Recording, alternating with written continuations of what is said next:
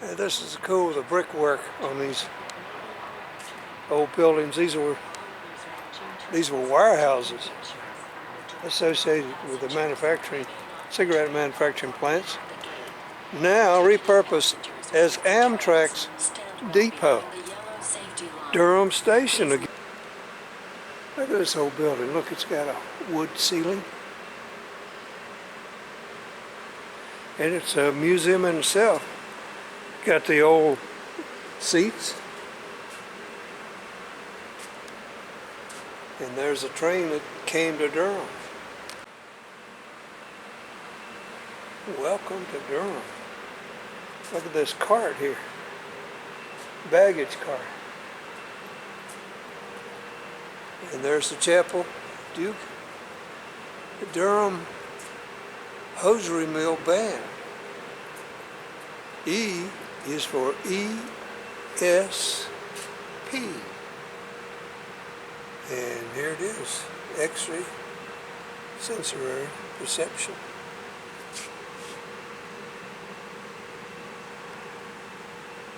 Dr. J.B. Ryan and Dr. Louisa Ryan. They founded the lab.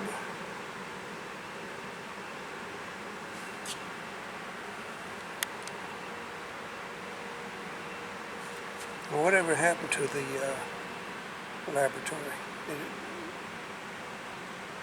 Did it pass away with him? It's a golden age of ESP, 27 to 65. J.B. Ryan conducted thousands of experiments to determine if people could correctly predict an unseen card or roll of the dice. Tools for the sixth sense.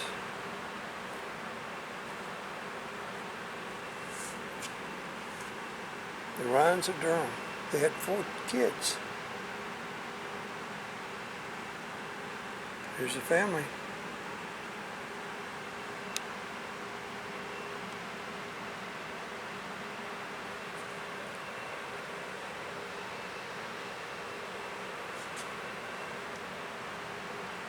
And Science Digest. This is quite nice.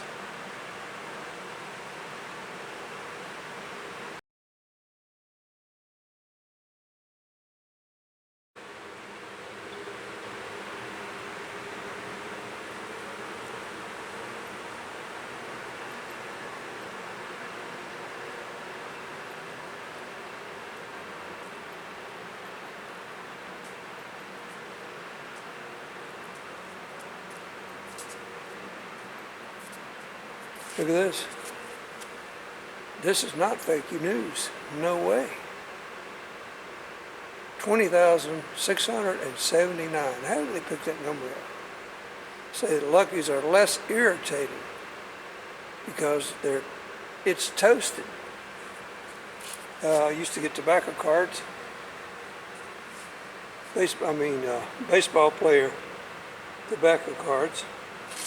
Here it is, Genuine Bull Durham. And what is this? Oh, it's a brick kiln. I think that was Carl.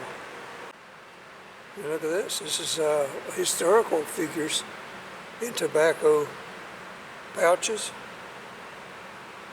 The Eves of the world. You are beautiful as long as you smoke Eve menthol cigarettes.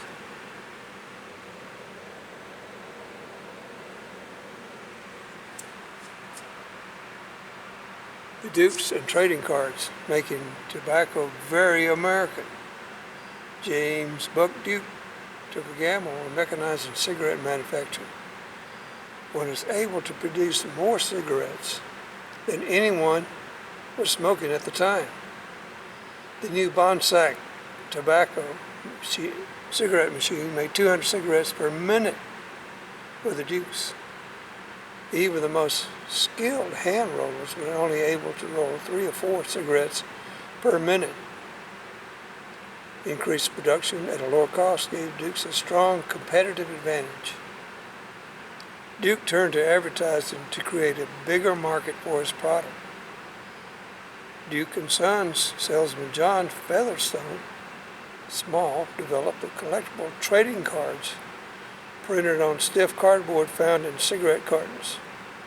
The cards were created through a recently developed technology of color lithography. Trading cards, there they are right there. Ben Franklin, Thomas Edison, Howard Payne.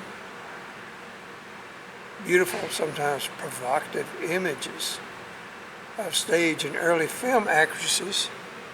Who's this lady right here? Lillian Russell. Much to the dismay of the patriarch of Duke, Washington Duke, a devout Methodist. Below, baseball cards got their start as sales incentive in cigarette cartons. The Dukes recognized children's pull on the purse strings of American households, and these cards were marketed to children. There they are. It's Laporte, Wagner, American Tobacco Company's baseball card for Honus Wagner is the most expensive baseball card in history. Wagner asked to be removed from the series because he did not want to be responsible for selling cigarettes to children. And so only a limited number of his cards were printed before production stopped. Women smoking and advertising. Early ads targeted women. In 1928, Chesterfield launched a Blow Some My Way. Smoking was not socially acceptable for women in the 19th century and 20th centuries. Women were often featured as tobacco ads and promotions, but they were rarely smoking. When ads did show women smokers, they were usually foreigners. By the late 1920s, women had won the right to vote, and women's liberation was in full swing. Meanwhile, the temperance movement was publicly condemning alcohol and tobacco use. It was in this environment that Durham companies such as Leggett & Myers and American Tobacco Company turned their attention to a new customer base, women. Above, in 1929, Lucky Strike launched Reach for a Lucky instead of a Sweet. Women's cigarette brands.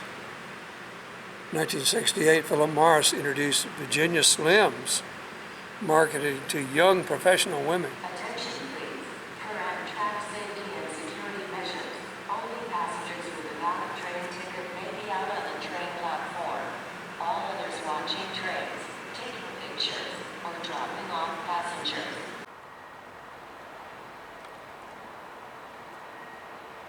All right, there's the American Tobacco.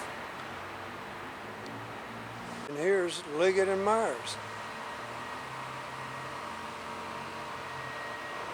And is the train coming? I think so. So it's now, status now, 128. Let's go out here and wait for it.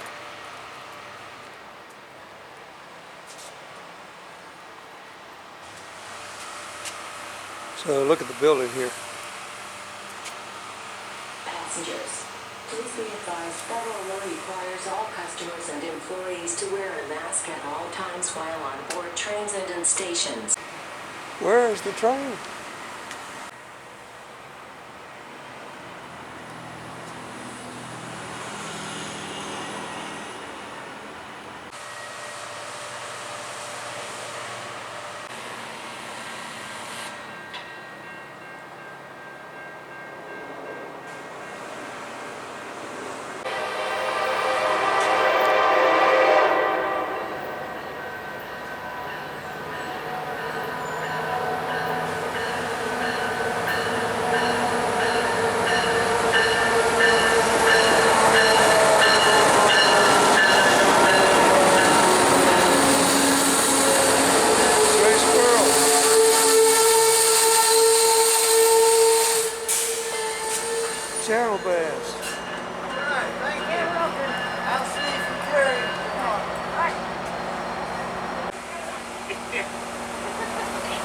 Each one of them has a name and a number. All aboard!